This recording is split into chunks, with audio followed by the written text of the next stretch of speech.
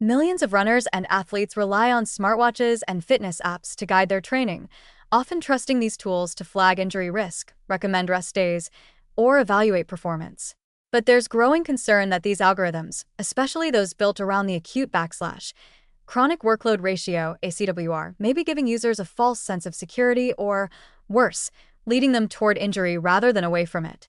While the idea of using data to predict injury sounds promising, the underlying science of these models is shakier than most consumers realize. The ACWR model, which compares recent training load, typically over 1 week, to longer-term load, often over 4 weeks, was originally developed in team sports, not endurance disciplines like running. It attempts to flag risk when short-term intensity rises too quickly compared to the athlete's baseline. But in running, this model oversimplifies the complex, nonlinear nature of injury risk. It assumes the body behaves like a mechanical system that can be safely tuned by keeping load within a set range.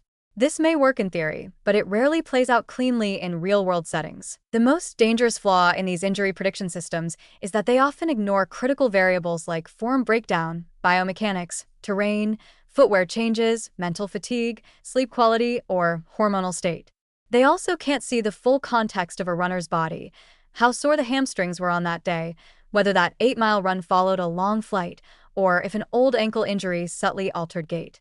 Yet, these systems still spit out confident risk assessments, color-coded warnings, or misleading green signals that all is well, even when red flags are quietly building beneath the surface. This creates a false binary between what the device says and what the body feels.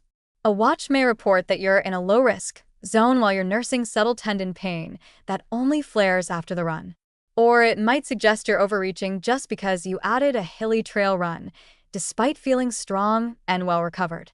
In both cases, blindly following the algorithm instead of listening to your body may do more harm than good. That doesn't mean data has no value.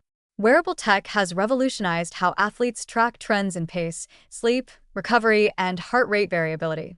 When interpreted with nuance and paired with body awareness, it can be a powerful tool.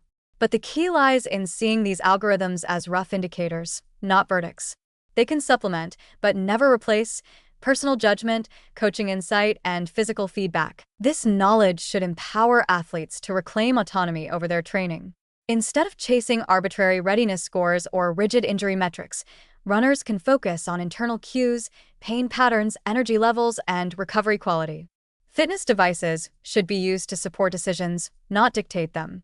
The real danger is not in the algorithms themselves, but in the misplaced trust that millions place in their predictions. Ultimately, staying injury-free is about more than data points and load ratios.